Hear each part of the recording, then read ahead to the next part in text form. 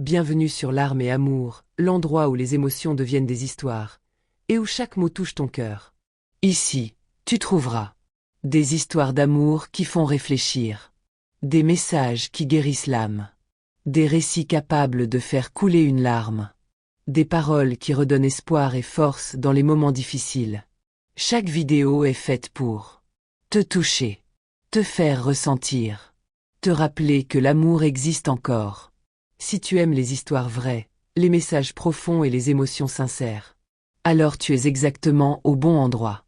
Alors, c'est partir. Milliardaire se fait passer pour pauvre, mais seule une mère célibataire et sa fille lui ont proposé de l'aide.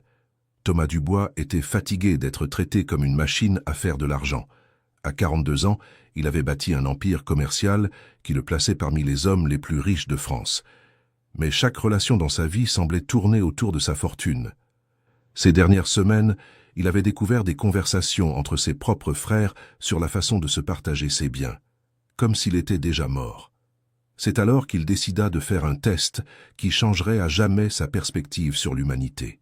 Par un lundi matin pluvieux à Paris, Thomas rangea ses cartes de crédit, vendit discrètement sa Chronos de luxe, échangea son costume italien contre des vêtements usés achetés dans une friperie et partit dans les rues de la ville en feignant la nécessité. Pendant 3 semaines, il erra dans les quartiers de classe moyenne des arrondissements ouest, testant la bonté des gens. Il demanda de l'aide dans des boulangeries, se fit expulser de restaurants, implora pour un plat dans des snacks et fut ignoré par des centaines de passants. Chaque rejet était soigneusement noté dans un carnet usé qu'il gardait dans la poche de sa vieille veste. La pluie fine d'un jeudi après-midi le trouva assis sur un banc de la place de la République, dans le quartier du Marais. Ses vêtements étaient trempés, ses cheveux en bataille collaient à son visage et une barbe de 2 semaines complétait son apparence de sans-abri. Vers 6 heures du soir, lorsque le flux de personnes diminuait, Thomas se sentait véritablement affamé et épuisé. Du 2e étage d'un petit immeuble d'habitation donnant sur la place, Claire Martin observait depuis la fenêtre de la cuisine, tout en préparant le dîner pour elle et sa fille. À 36 ans, Claire travaillait comme infirmière à l'hôpital général central et luttait seule pour élever Léa, 6 ans, depuis que son ex-mari les avait abandonnés 2 ans plus tôt. Claire remarqua l'homme assis sous la pluie et sentit un pincement au cœur. Il y avait quelque chose dans sa posture qui ne semblait pas être celle de quelqu'un habitué à la vie dans la rue. Peut-être était-ce la façon dont il tenait ses mains ou la manière dont il regardait le ciel, comme s'il réfléchissait à quelque chose de profond plutôt que de simplement chercher un abri. « Maman, il y a un homme dehors sous la pluie, » dit Léa, grimpant sur une chaise pour regarder par la fenêtre. « Il a l'air triste. » Claire s'essuya les mains sur son tablier et regarda à nouveau. L'homme semblait avoir l'âge de son frère aîné, et pour une raison qu'elle ne pouvait expliquer, il éveillait en elle un instinct maternel. Contre sa nature prudente et malgré ses propres difficultés financières, Claire descendit les escaliers et traversa la rue. « Excusez-moi, » dit-elle en s'approchant du banc. « Vous allez bien ?» Thomas leva les yeux et resta un instant sans voix. La femme devant lui avait des cheveux blonds attachés en une simple queue de cheval, portait un uniforme bleu d'infirmière sous un manteau léger, et ses yeux exprimaient une inquiétude sincère qu'il n'avait pas vue diriger vers lui depuis longtemps. « Je me repose juste, » répondit-il, essayant de ne pas montrer sa surprise face à son approche. « Vous êtes trempé. Vous voulez monter, prendre un café? J'habite juste là, dans l'immeuble. » Claire désigna les fenêtres éclairées du 2e étage. Thomas hésita. Pendant des semaines, il avait été rejeté par tous ceux qu'il avait croisés, et maintenant, une parfaite inconnue l'invitait chez elle. Une partie de lui voulait refuser, pour suivre le test qu'il avait planifié, mais la faim et le froid parlèrent plus fort. « Je ne voudrais pas déranger, » dit-il en se levant du banc. « Vous ne dérangez pas, j'ai une petite fille, et je sais combien c'est difficile quand on a besoin d'aide. » Tandis qu'il montait les escaliers de l'immeuble simple, mais bien entretenu, Thomas observa les couloirs propres et les plantes dont Claire s'occupait clairement avec soin. L'appartement était petit, avec un salon qui servait aussi de coin d'étude pour l'enfant, une cuisine ouverte et 2 minuscules chambres. « Léa, viens faire la connaissance de notre visiteur », appela Claire à sa fille, qui arriva en courant du salon. La petite fille avait des cheveux bruns bouclés attachés en 2 couettes, et portait une robe rouge simple. Ses yeux brillèrent de curiosité lorsqu'elle vit Thomas, sans montrer la peur ou la méfiance que la plupart des adultes affichaient devant son apparence actuelle. « Salut, comment tu t'appelles » demanda Léa, s'approchant de lui sans hésitation. « Thomas » répondit-il, surpris par la naturelle de l'enfant. « Moi, c'est Léa. Tu veux voir mon dessin ? J'ai dessiné une famille heureuse aujourd'hui à l'école. » Elle prit une feuille de papier sur la table du salon. Claire sourit tout en faisant chauffer de l'eau pour le café. « Léa, laisse monsieur se sécher d'abord.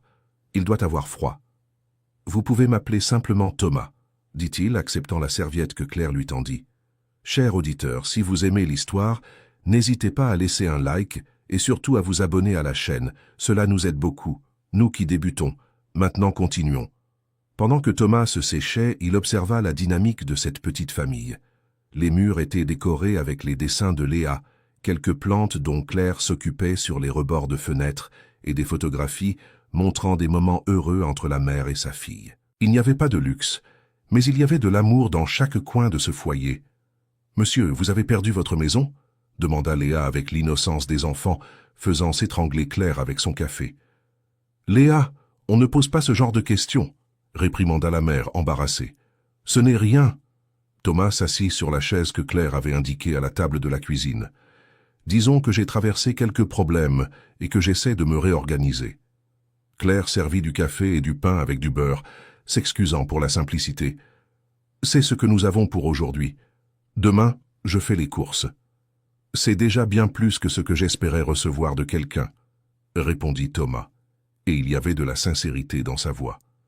Pendant le repas simple, Léa parla de son école, de ses amis et de son rêve de devenir vétérinaire quand elle serait grande. Claire parla de son travail à l'hôpital, surtout de la façon dont elle aimait s'occuper des gens, même dans les jours les plus difficiles. « Que faisiez-vous avant de… » Claire hésita, ne voulant pas être indiscrète. « Je travaillais dans les affaires.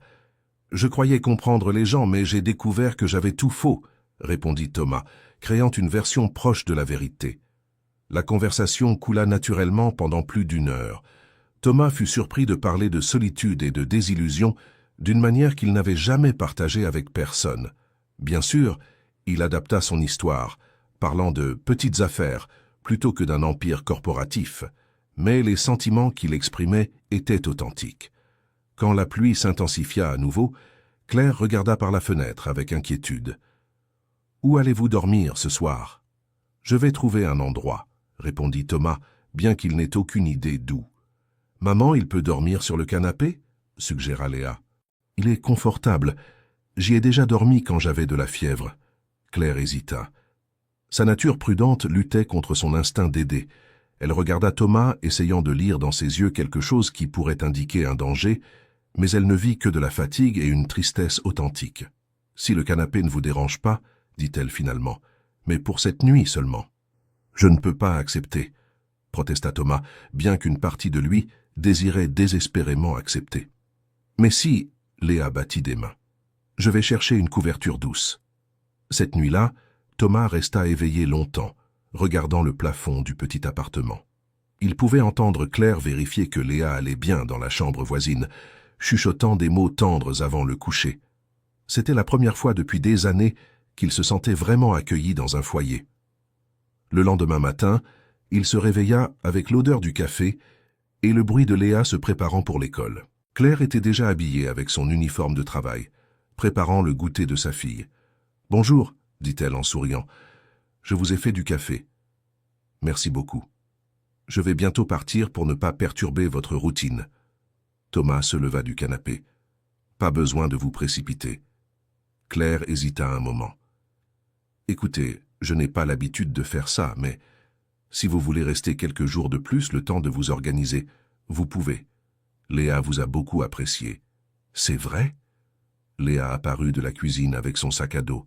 « Tu peux venir me chercher à l'école aujourd'hui ?»« Léa, Thomas a ses propres affaires à régler, » expliqua Claire patiemment.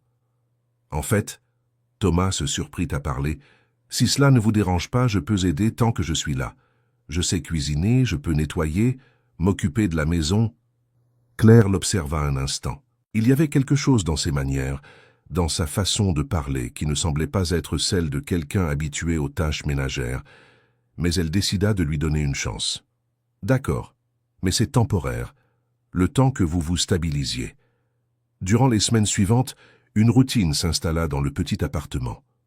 Claire partait travailler le matin, Thomas emmenait Léa à l'école et passait la journée à s'occuper de la maison et à préparer les repas. L'après-midi, il allait chercher la petite et l'aidait pour ses devoirs. Thomas découvrit un plaisir inattendu dans ces tâches simples. Il n'avait jamais préparé de goûter, jamais aidé un enfant avec ses leçons de mathématiques, jamais eu à se soucier que quelqu'un rentre à la maison affamé en attendant un dîner chaud. Léa s'attacha rapidement à lui, l'appelant « Tonton Thomas » et racontant à ses camarades de classe l'ami spécial qui vivait avec elle. Elle dessinait des personnages à trois se tenant la main et incluait toujours Thomas dans ses jeux et ses histoires. Claire, d'abord méfiante, commença à lui faire confiance. Thomas montrait des connaissances en littérature, parlait de sujets qui indiquaient une éducation formelle et avait une patience infinie avec Léa. Il y avait des moments où elle le surprenait à regarder pensivement par la fenêtre, comme s'il portait un poids qu'il ne pouvait partager. « Vous avez de la famille, Thomas ?» demanda Claire un soir alors qu'ils faisèrent la vaisselle ensemble après le dîner. « J'ai des frères, mais disons que nous avons des visions très différentes de ce qui compte dans la vie, » répondit-il en frottant une assiette avec plus de force que nécessaire. « Et vos parents ? Ils sont partis il y a quelques années.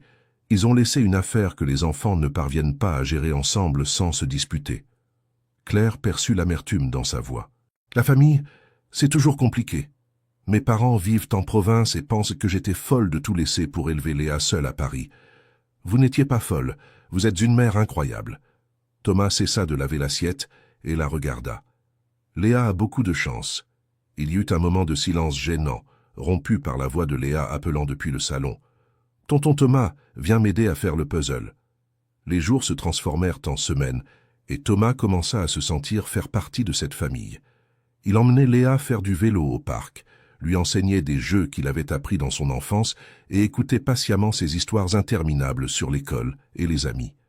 Claire travaillait de longues heures à l'hôpital et rentrait à la maison épuisée. Thomas l'attendait toujours avec le dîner prêt, et Léa, déjà lavée et ayant fini ses devoirs. Il lui massait les épaules quand il la voyait trop tendue et écoutait ses plaintes sur les patients difficiles et les chefs exigeants. « Vous auriez pu être médecin, » remarqua Claire un soir. « Vous avez le don de vous occuper des gens. »« J'ai choisi d'autres chemins, » répondit Thomas vaguement. « Ils n'ont pas toujours été les meilleurs. La première crise arriva lorsque Claire perdit son emploi. L'hôpital réduisait ses effectifs à cause de problèmes financiers et Claire, étant l'une des dernières embauchées, était sur la liste des licenciements. Elle cacha la nouvelle à Thomas pendant 3 jours, feignant de partir travailler, tandis qu'elle courait après d'autres opportunités. Thomas découvrit la vérité par hasard quand Léa mentionna que sa mère rentrait très tôt et toujours triste. Quand il confronta Claire, elle s'effondra en larmes. « Je ne sais pas quoi faire, » sanglota-t-elle. « J'ai des factures à payer. Léa a besoin de fournitures scolaires neuves, et maintenant je n'ai plus aucun revenu. Pourquoi ne m'en as-tu pas parlé ?» Thomas la prit dans ses bras, ressentant une douleur dans la poitrine en la voyant souffrir. « Parce que tu as déjà tes propres problèmes. Je ne peux pas te mettre plus de poids sur les épaules. » À ce moment, Thomas sentit une impulsion presque irrésistible de révéler qui il était vraiment. Il pouvait résoudre tous ses problèmes avec un simple appel, garantir que Léa ait tout ce dont elle avait besoin, leur offrir la sécurité financière qu'elle méritait. Mais une autre partie de lui, celle qui apprenait à valoriser l'authenticité des relations, craignait que la révélation de sa véritable identité ne change tout entre eux. Et si Claire se sentait trahie par le mensonge? Et si elle ne le voyait plus que comme une source d'argent? « Nous allons trouver une solution ensemble, » dit-il finalement. « Je vais aussi chercher du travail. Nous pouvons partager les responsabilités. » Claire s'écarta un peu pour le regarder dans les yeux. « Thomas, tu fais déjà tellement pour nous. Ce n'est pas ton obligation. »« Ce n'est peut-être pas une obligation, mais c'est ce que je veux faire, » l'interrompit-il. « Vous m'avez donné plus que vous ne l'imaginez, toutes les deux. » Les jours suivants, ils cherchèrent tous deux du travail. Thomas postula pour des postes opérationnels, essayant de masquer son éducation et son expérience de dirigeant. Claire frappa aux portes de cliniques, d'hôpitaux et de centres de santé. La situation financière devint critique lorsque les économies de Claire furent épuisées. Elle utilisa l'argent qu'elle avait mis de côté pour les urgences, pour payer le loyer et acheter de la nourriture, y compris pour Thomas, malgré ses protestations. « Tu fais partie de cette famille maintenant », dit-elle fermement lorsqu'il essaya de refuser la nourriture. Les familles prennent soin les unes des autres. Le mot « famille » frappa Thomas comme un coup au ventre. Depuis longtemps, il ne se sentait plus faire partie de quoi que ce soit, et maintenant ces deux femmes le considéraient comme de la famille sans rien attendre en retour, à part sa présence et son affection. C'est alors qu'apparut le docteur Philippe Laurent, un médecin belge qui avait travaillé avec Claire à l'hôpital. Il lui proposa un emploi dans une clinique privée à Nice, avec un meilleur salaire, mais qui nécessiterait un déménagement. « C'est une opportunité incroyable », dit Claire à Thomas ce soir-là, mais sa voix ne montrait aucun enthousiasme. La clinique aide même avec les frais de déménagement. « Tu vas accepter ?» demanda Thomas, sentant un froid dans le ventre. « Je ne sais pas. Léa est bien adaptée à son école. Elle a des amis. » Et elle fit une pause, le regardant. « Il faudrait que je te quitte. » Léa, qui faisait semblant de dormir dans sa chambre, entendit la conversation et accourut dans le salon en pleurs. « Je ne veux pas partir. Je ne veux pas quitter tonton Thomas. » Thomas la prit dans ses bras, sentant son cœur se briser. « Hé, petite, tout va s'arranger. Tu promets que tu viendras avec moi ?» Léa le regarda avec ses grands yeux pleins d'espoir. Thomas regarda Claire, qui évita son regard. Il savait qu'il ne pouvait pas faire cette promesse. Sa vie, ses responsabilités, son vrai monde étaient à Paris. Mais comment expliquer cela à une enfant de 6 ans qui le considérait comme de la famille ? « Nous allons en parler calmement », fut tout ce qu'il parvint à dire. Cette nuit-là, Claire et Thomas restèrent éveillés à discuter dans le salon après que Léa se fut enfin endormie. « Je ne veux pas accepter ce travail, » avoua Claire, « mais je dois penser à l'avenir de Léa. »« Tu dois l'accepter, » dit Thomas, les mots lui venant difficilement. « C'est une opportunité qui peut changer votre vie. »« Et toi ? Tu vas rester à Paris ?» Thomas resta silencieux un long moment. Comment expliquer que toute sa vie était liée à la ville, avec des responsabilités dont elle ignorait l'existence? « C'est peut-être mieux ainsi, » dit-il finalement. « Vous avez besoin de stabilité, et moi, j'essaie encore de mettre de l'ordre dans ma propre vie. » Claire sentit qu'il y avait quelque chose qu'il ne disait pas, mais elle respecta son silence.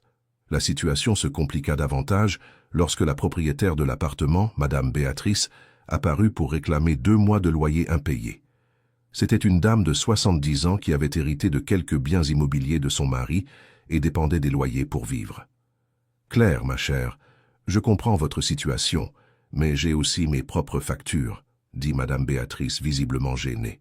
« Si vous ne pouvez pas régler cela d'ici la fin du mois, je vais devoir vous demander de partir. » Après le départ de la dame, Claire s'assit à la table de la cuisine et calcula les dettes sur un carnet. Même avec son nouvel emploi à Nice, il lui faudrait plusieurs semaines pour recevoir son premier salaire, et elle n'avait pas de quoi payer les arriérés. « Combien ?» demanda Thomas. « 2400 €, soupira Claire. « Je pourrais essayer de parler au docteur Philippe pour voir si la clinique peut avancer quelque chose, mais ne fais pas ça. » Thomas se leva brusquement. « Ne t'humilie pas à demander une avance à cause de nous. » « À cause de nous. » Claire remarqua comment il s'était inclus dans la situation. Durant les dernières semaines, Thomas était réellement devenu partie de la famille, assumant des responsabilités et se souciant de leur bien-être comme si c'était son devoir naturel. Cette nuit-là, Thomas ne parvint pas à dormir. Il était tiraillé entre le besoin d'aider et la peur que son aide ne détruise l'authenticité de la relation qu'ils avaient construite. Il pouvait facilement payer le loyer impayé. Il pouvait garantir que Claire n'ait pas à déménager. Il pouvait offrir à Léa la stabilité qu'elle méritait. Mais il avait commencé tout cela pour tester la nature humaine, et maintenant, il se retrouvait pris dans son propre piège. Comment pouvait-il aider sans révéler qui il était vraiment? Et s'il se révélait, perdrait-il la seule vraie famille qu'il avait trouvée? Le lendemain matin, Thomas partit tôt en disant qu'il allait chercher du travail. Mais en réalité, il se rendit à la banque. Après des semaines à feindre la pauvreté, il avait oublié à quel point il était simple de régler des problèmes financiers quand on avait de l'argent. Il inventa une histoire élaborée pour un conseiller bancaire, disant qu'il voulait faire un don anonyme à une famille en difficulté. Le conseiller, habitué aux clients excentriques, aida Thomas à structurer le virement de manière à ce qu'il ressemble à une aide gouvernementale ou d'une organisation caritative. L'argent apparut sur le compte de Claire 2 jours plus tard, identifié comme « aide familiale d'urgence », d'un programme dont elle ne se souvenait pas avoir fait la demande. Elle appela la banque pour comprendre, et le conseiller, suivant les instructions de Thomas, expliqua qu'il s'agissait d'un nouveau programme pour les familles en situation temporaire de difficulté. « Cela doit être sur recommandation de quelqu'un qui connaît votre situation », dit le conseiller. Ces programmes fonctionnent souvent ainsi. Claire se méfia de la coïncidence, mais elle ne pouvait refuser l'aide dont elle avait désespérément besoin. Elle paya le loyer impayé et obtint un peu de répit financier en se préparant à déménager pour Nice. « Quelle chance incroyable !» commenta-t-elle auprès de Thomas. « Juste au moment où nous en avions le plus besoin. »« Parfois, l'univers conspire en notre faveur, » répondit Thomas, évitant de la regarder directement. Mais Claire était observatrice. Durant les jours suivants, elle remarqua de petites incohérences dans le comportement de Thomas. Ses vêtements, bien qu'usés, étaient de marque chère. Ses connaissances en investissement et en affaires étaient trop sophistiquées pour quelqu'un qui prétendait avoir échoué dans de petites entreprises. Et il y avait sa manière de parler au téléphone parfois, utilisant un ton plus autoritaire qu'il tentait ensuite de dissimuler. Cher auditeur, si vous aimez cette histoire, n'hésitez pas à laisser un like et surtout à vous abonner à la chaîne. Cela nous aide beaucoup, nous qui débutons. Maintenant, continuons. La méfiance de Claire s'accrut lorsqu'elle trouva une carte de visite coûteuse tombée de la poche du pantalon de Thomas. Elle était dorée, avec une typographie élégante mais déchirée de sorte qu'elle ne pouvait lire le nom en entier. Seul T. Dubois et une partie d'un numéro de téléphone étaient visibles. Elle rechercha le numéro sur Internet et découvrit qu'il appartenait à une grande société d'investissement. Quand elle appela, une secrétaire répondit en disant « Dubois Investissement, bonjour ». Claire raccrocha immédiatement, le cœur battant. Qui était vraiment l'homme qui vivait chez elle depuis près de 2 mois? Ce soir-là, elle observa Thomas d'un autre œil. La façon dont il coupait sa nourriture, ses manières à table, le vocabulaire qu'il employait même en essayant d'être simple, tout indiquait une éducation raffinée et une position sociale élevée. « Thomas, puis-je te demander quelque chose ?» dit Claire après que Léa fut couchée. « Bien sûr. »« Qui es-tu vraiment ?» Thomas sentit le sang se glacer dans ses veines. « Comment ça? Tes vêtements sont chers même s'ils sont vieux. Tu en sais plus sur les investissements que tu ne devrais. Et aujourd'hui, j'ai trouvé ceci. » Elle montra la carte de visite déchirée. Thomas regarda la carte, puis Claire. Il pouvait voir la peine et la confusion dans ses yeux. Le moment qu'il redoutait tant était arrivé. Et crois-moi, ce que tu viens de voir, ce n'est rien comparé à la partie 2. La suite va vraiment te surprendre. Dis-moi en commentaire si tu es prêt pour la partie 2. Abonne-toi et active la cloche pour ne pas la rater.